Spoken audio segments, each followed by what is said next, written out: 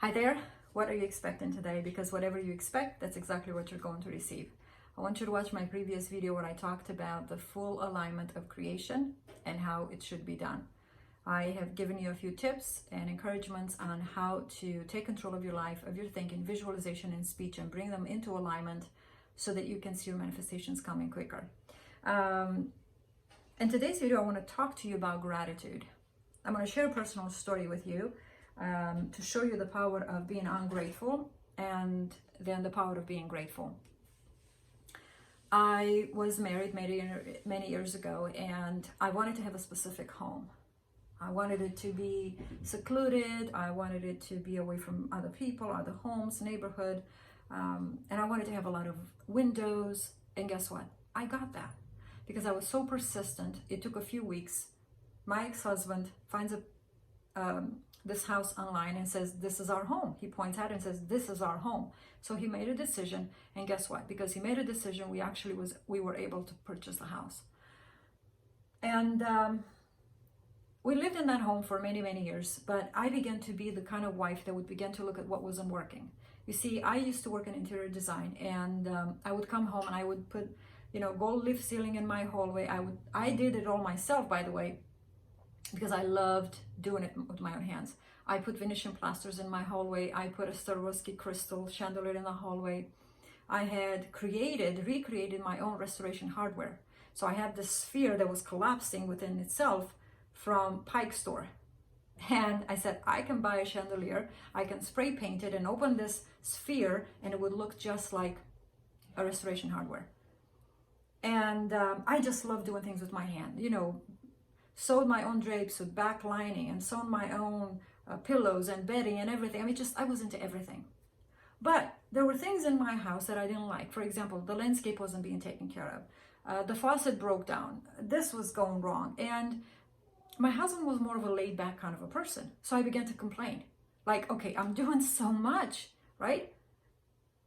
I'm like, why don't you take care of the stuff? So I began to lose the gratitude for the beauty of that which I was creating with my own hands, and I began to focus on what wasn't there, what was breaking down, and I felt as if well, I can't fix that. That's a man's job.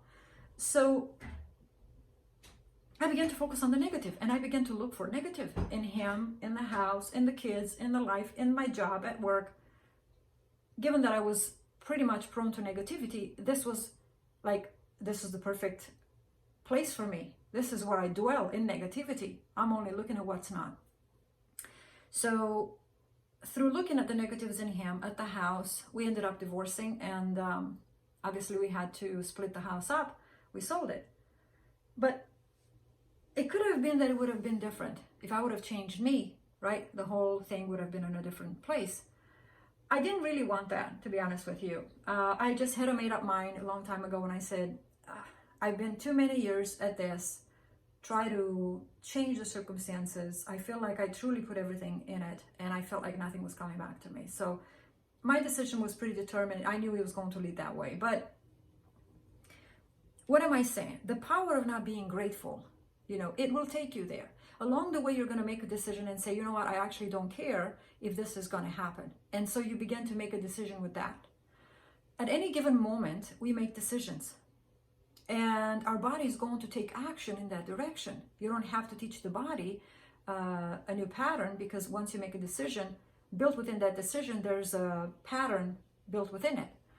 So that's what ungratefulness causes. Now, gratefulness, here's what it causes. To be grateful is to always think about what it is you want, okay? To say, okay, I know I always have choices, and I can always look at the negative or positive according to the law of polarity. So then you say, okay, I have been vibrating at the wrong end. I have been evil to myself. Let me be good to myself. So the law is not for you, it's for me. Now, in your world, this law, it's for you. But in my reality, I began to use the law of gratitude. And I said, if there's ungratefulness, there's gratefulness. If ungratefulness took away from me, gratefulness should bring to me. So I want to share with you this experience. I was sitting across from my partner.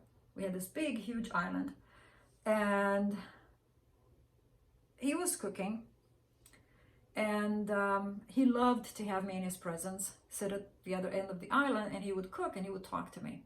and we would have fun, we would joke. But I decided to make a cup of tea that day. And I don't have the cup in front of me, but it's a very beautiful, beautiful cup. Let me show it to you.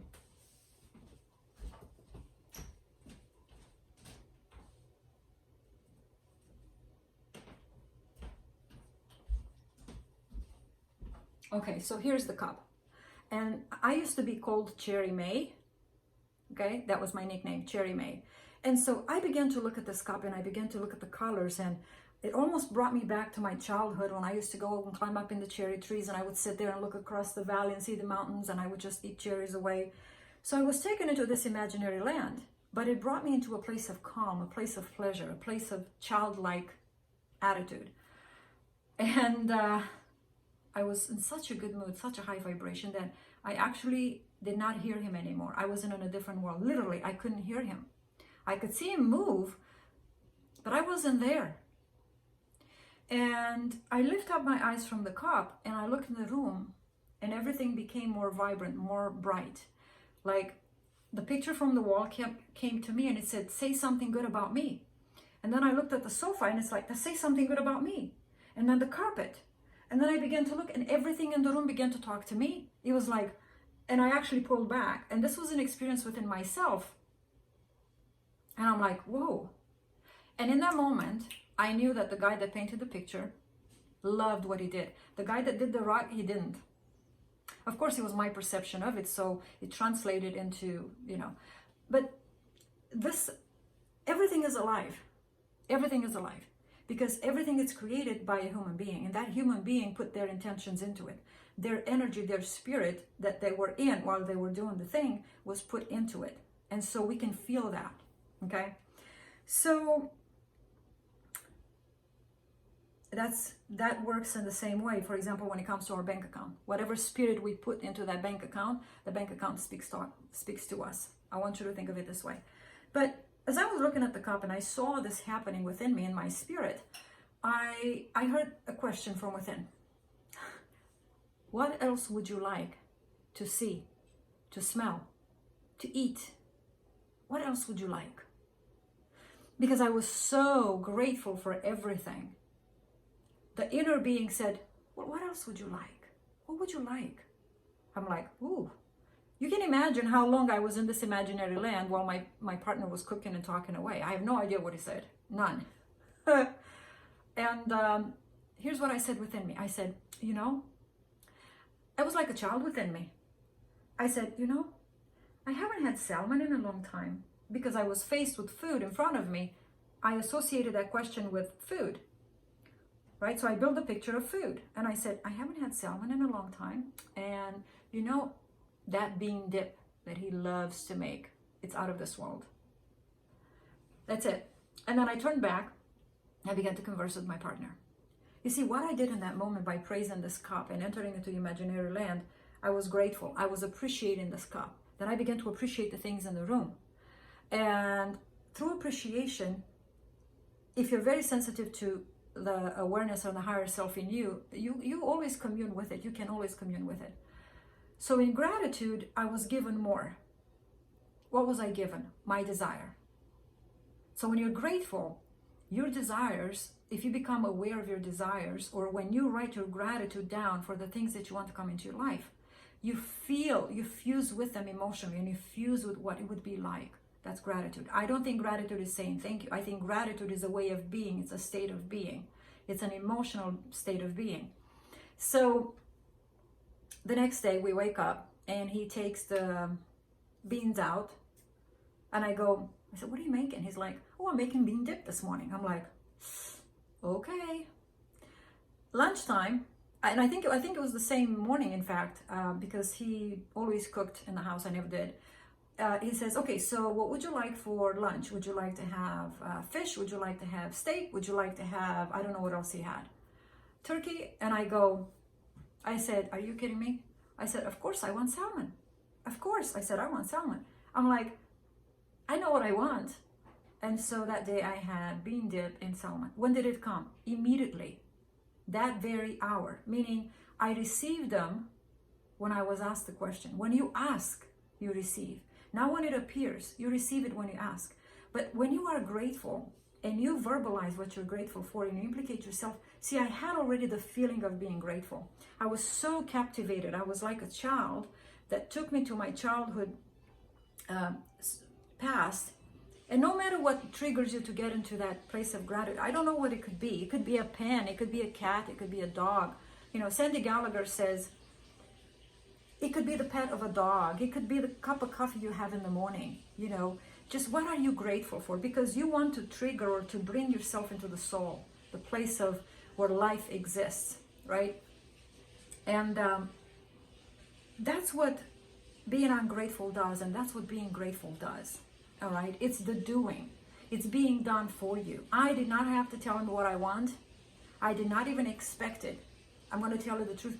I went back to conversate with him and he was like, okay, gone.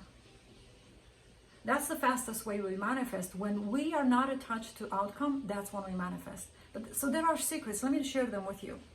First of all is gratitude. There was no doubt in my mind, no fear. I was in the moment. I was enjoying my evening. And I was grateful. I truly, truly, sincerely connected with the cup. Truly, truly, sincerely connect with something right now. I don't know what it is. Connect with it. Because when you connect with that, you connect with your source. You're not connected with the cup, you connect with the source.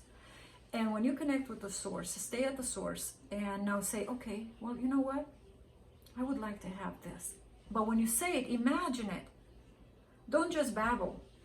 Imagine it. Become aligned. Stay aligned and feel that. And say what you truly would like. Being dip, salmon, that car, whatever it is. Say it. Imagine it. And let go. That's prayer. That's asking and receiving. Mark 11:24. Believe when you ask, you have also received, and you will receive. You will. It's past. It's future tense, which means you will walk into it. You prepare that place for you through gratitude, and then built within that gratitude, built within that emotional connection is also the pattern of this physical body. The physical body will be rising under compulsion to go in that direction, for you to receive whatever it is that you have been grateful for. So don't underestimate the power of gratitude. Watch my previous video where I talked about this power of creation and alignment. A lot of people say the secret doesn't contain all the secret, and it's so true. You've got to listen to somebody that has experience and can break these stories down for you. I love to break stories down for you because it's not contained in an affirmation. An affirmation has to come from a picture, because affirmation has to be connected to the vision, the soul, and the body, or the speech, right? The thought, the image, and the speech, the mind, the soul, and the body. It has to be connected. So if you say an affirmation, but you're not allowing yourself to visualize that, because you must speak from the picture, from the visualization. You must write all the details of that which you see within. And then you record that and you listen to it over and over and over again. And so your visualization, your imagination expands. And then you write that down and you add that to your tape, and you listen to your own tape. You don't listen to someone else's. And affirmations, just to say I am married 100 million times, it's not going to come to existence, right? But watch previous video where I talk about that. If I tagged at your heart right now and I made you curious. The process of creation is very, very delicate, okay? Imagine how a baby is put together, right? The hands, the fibers, the nerves, the tissues. It's just so much delicacy, so much, details. And the same way you have to build that visualization and only speak from it. So, yeah, that's all I wanted to say. Subscribe, like, share, comment, and I will see you in the next video. Bye now.